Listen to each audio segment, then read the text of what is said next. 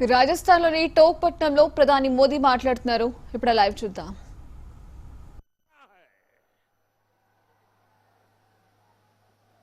आपने देखा होगा अमरनाथ की यात्रा देश से लाखों श्रद्धालु जाते हैं. अगर उनकी कोई देखभाल करता है तो ये मेरा कश्मीर का बच्चा करता है, कश्मीर के लोग करते हैं. एक साल पूर्व अमरनाथ यात्रियों पर गोली चली थी और आपने टीवी पे देखा होगा. उन यात्रियों को जब गोलियां लगी, वे घायल हुए, तो उनको खून देने के लिए कश्मीर के मुसलमान कतार लगा करके खड़े हो गए थे. हिंदुस्तानियों की जान बचाने के लिए खड़े हुए. आज भी कश्मीर में जैसे हिंदुस्तान के जवान मरते हैं, शहीद होते हैं, वैसे कश्मीर के लाल भी ये आतंकवादियों की गोलियों से शहीद होते हैं. और इसलिए जब कुछ लोग, भले वो 2 हो, 4 हो, 5 हो, लेकिन ऐसे लोगों की ऐसी हरकतें उन लोगों को ताकत देती है जो भारत तेरे टुकड़े होंगे गैंग वालों को आशीर्वाद देने जाते हैं. भारत तेरे टुकड़े होंगे इंशाअल्लाह इंशाअल्लाह, ये नारा देने वाले लोगों को, आशीर्वाद देने वालों को ताकत देने का पाप मेरे देश का कोई नागरिक नहीं करेगा.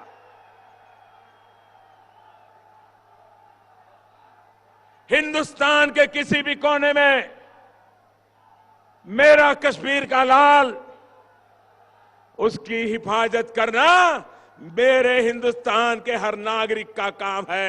बताओ भाइयों, हाथ उठाकर आप ये जिम्मेवारी निभाओगे क्या? मैं देश से अनुरोध करता हूं, हमारी लड़ाई आतंकवाद के खिलाफ है, मानवता के दुश्मन जो है उनके खिलाफ है. और मैं कश्मीर के मेरे भाइयों बहनों को भी विश्वास दिलाता हूं, 40 साल से आप भी आतंकवाद के भुक्तभोगी हो. 3 जिलों में कुछ मुट्ठी भर लोगों की पनाह से ये खेल चलता रहा है.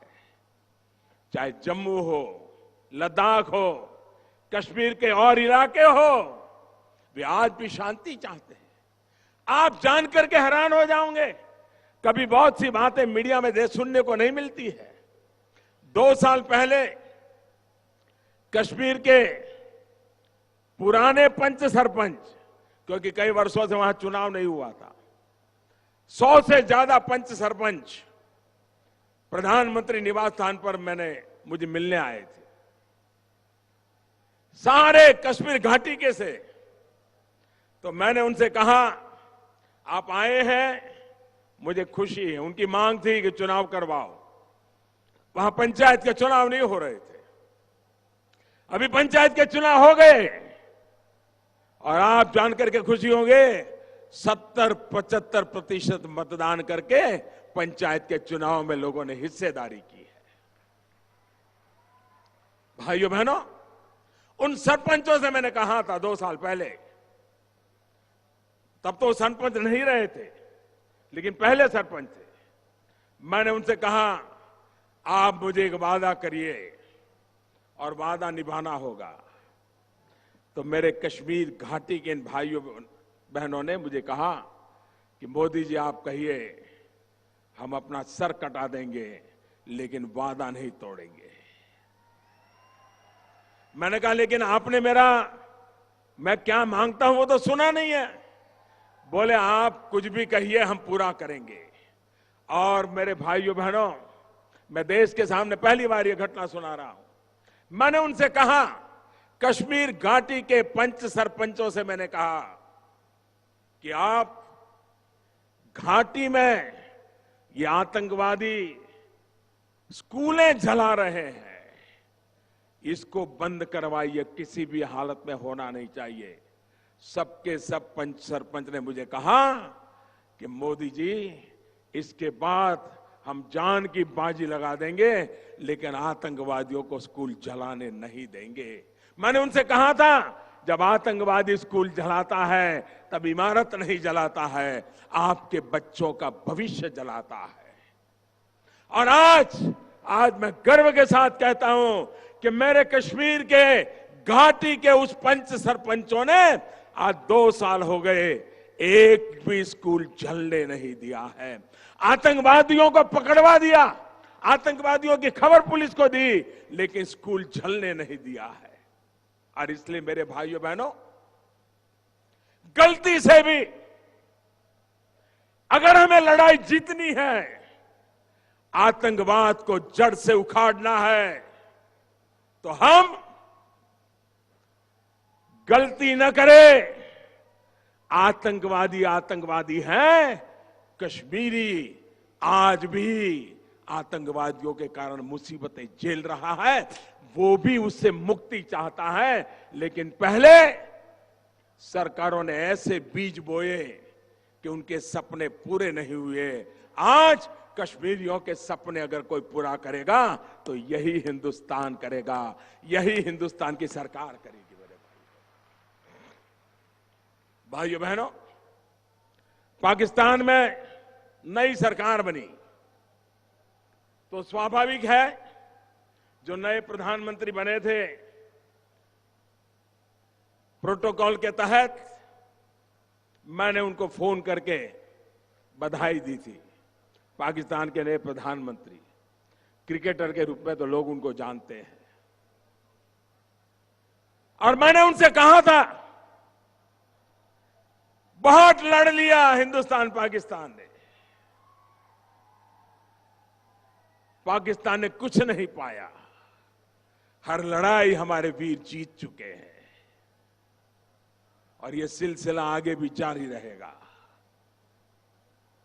और मैंने उनसे कहा था कि अब आप तो राजनीति में आए हो, खेल की दुनिया से आए हो, आओ भारत और पाकिस्तान मिलकर के हम गरीबी के खिलाफ लड़े, अशिक्षा के खिलाफ लड़े, अश्रद्धा के खिलाफ लड़े। ये बात मैंने उनको उस दिन कही थी, और उन्होंने मुझे एक बार और भी बताई थी कि मोदी जी, मैं पठान का बच्चा हूं, मैं सच्चा बोलता हूं, सच्चा करता हूं। आज पाकिस्तान के प्रधानमंत्री की इन शब्दों को कसौटी पर कसने की जरूरत है। मैं देखता हूं वो अपने शब्दों पर खरे उतरते हैं कि नहीं उतरते हैं। भाइयों बहनों, आज इस अवसर पर मैं हर उस हिंदुस्तानी का भी आभार व्यक्त करता हूं जो शहीदों के परिवारों की आर्थिक तौर पर मदद के लिए आगे आए हैं। मुझे बताया गया है कि यहां टोंक के मेहंदवास गांव के लोगों ने भी काफी राशि इकट्ठी करके शासन को सौंपी है, ताकि शहीदों के परिवारों की सहायता की जा सके। उन गांव वासियों को मेरा नमन। भाई और बहनों, आज प्रत्येक हिंदुस्तानी देश की सेना के साथ है, देश की भावनाओं के साथ है, लेकिन मुझे मुट्ठी भर उन लोगों पर अफसोस होता है जो भारत में रहते हुए पाकिस्तान की भाषा बोल रहे हैं।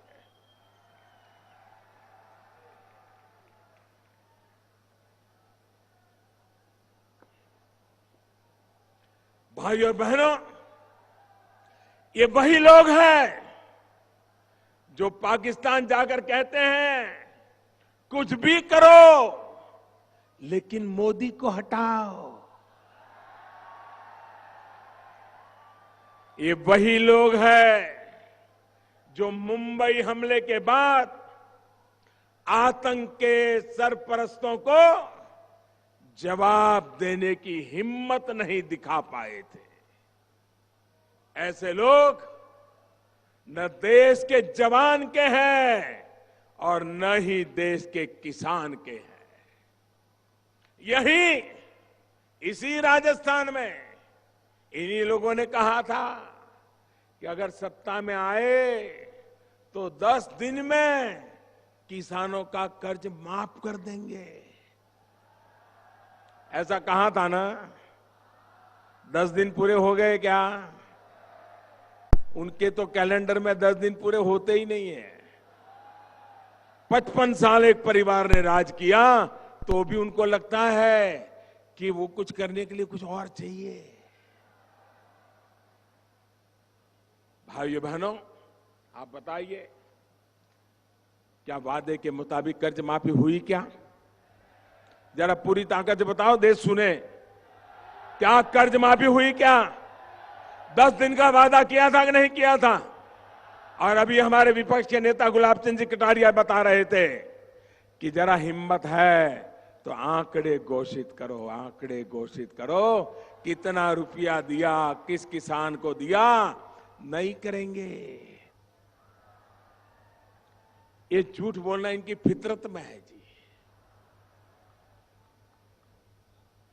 क्या ये बड़ी बड़ी बातें करने वालों ने अपना वादा निभाया क्या?